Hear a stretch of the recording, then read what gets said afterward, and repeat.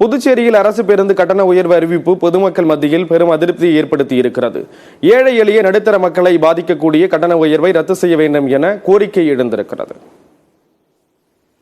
ஏழை மக்களை பொறுத்த வரைக்கும் டெய்லி அங்கிருந்து ஆஸ்பத்திரி நல்லா ஓரளவு பெரிய ஆஸ்பத்திரி வரணும்னு சொன்னா இங்கதான் வந்தாகணும், நகர்ப்புறங்கள் தான் வந்தாகணும். அவங்க வந்துட்டு போகும்போது அவங்களுக்கு ஒரு நாளைக்கு 40 ரூபா அவங்களுக்கு எக்ஸ்ட்ரா ஆகுது. இதை மாதிரி ஒன்றும் இல்லாத வசதி இல்லாதவங்கள தான் ரொம்ப பெரிய அளவில் பாதிக்குது. அது இந்த பஸ் கட்டண உயர்வு வரைக்கும் ஒட்டுமொத்த பொதுமக்களையும் சரி, ஏழை மக்களும் சரி, கிராமப்புறங்களில் இருக்கிற மக்களையும் ரொம்ப பெரிய அளவில் இது பாதிக்குது. எளிய மக்களை அவங்கள 50% உயர்த்துவதும், பெரிய கார்பரேட் நிறுவனங்கள், பெரிய பெரிய ஹோட்டலு, பெரிய பெரிய அந்த மால், பெரிய பெரிய நிகழ்ச்சி நடத்துகிறோம், அவனுக்கு 20% வசூலிப்பதும் என்பது உண்மையிலே மிகப்பெரிய முரண்பாடான விஷயம். புதுச்சேரி அரசுக்கு யார் தான் இது போன்ற ஐடியாக்கெல்லாம் கொடுக்குறாங்கன்னு தெரியல. தொடர்ந்து எக்ஸ்பிரஸ் ஐடியின் செய்திகளை பார்க்கலாம்.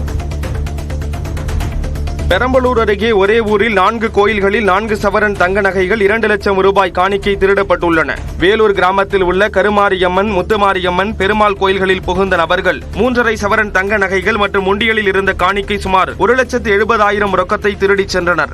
இதேபோன்று புதுவேலூர் கிராமத்தில் உள்ள மாரியம்மன் கோயில் பூட்டை உடைத்த நபர்கள் 4 கிராம் தாலி, 30,000 ரூபாய் பணத்தை திருடிச் சென்றுள்ளனர். தகவல் அறிந்து வந்த காவல்துறையினர் கைரேகை நிபுணர்களுடன் தடயங்களை சேகரித்து மோப்பனாய் உதவியுடன் விசாரணை நடத்துகின்றனர். திருவாரூர் மாவட்டம் திருத்துறைப்பூண்டியில் சாலையை சீரமைக்க கோரி பெண்கள் கும்மியடித்து போராட்டத்தில் ஈடுபட்டனர். மாங்குடி பாலத்திலிருந்து சுமார் 2 கிலோமீட்டர் தூரத்தில் சேதமடைந்து காணப்படும் சாலையை சீரமைக்க பலமுறை புகார் அளித்தும் நடவடிக்கை இல்லை என மக்கள் தெரிவிக்கின்றனர். இந்நிலையில் ஆண்கள் சட்டையின்றியும் பெண்கள் கும்மியடித்தும் போராட்டத்தில் ஈடுபட்டனர்.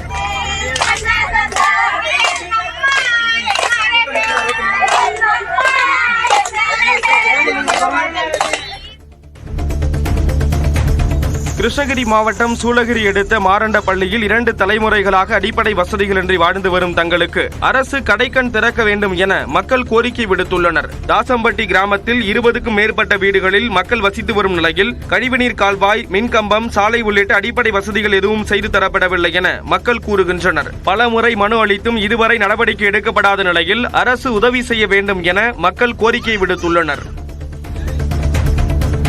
சென்னை பள்ளிக்கரணையில் நபர் ஒருவர் மது குடித்தபடியே காரை அதிவேகமாக ஓட்டிச் சென்ற வீடியோ காட்சி வெளியாகியுள்ளது. மேடவாக்கம் செல்லும் புதிய மேம்பாலத்தின் மீது காரில் சென்ற நபர் ஒரு கையில் மது இருக்கும் பிளாஸ்டிக் கிளாஸை பிடித்தபடியும் மற்றொரு கையில் ஸ்டீரிங்கை பிடித்தபடியும் பயணித்தார். இதனை அருகே சென்ற வாகனத்தில் பயணித்தவர்கள் வீடியோ பதிவு செய்து இணையத்தில் வெளியிட்டதுடன் அந்த நபரை கண்டறிந்து தாம்பரம் மாநகர காவல்துறையினர் உரிய நடவடிக்கை எடுக்க வேண்டும் என கோரிக்கை விடுத்துள்ளனர்.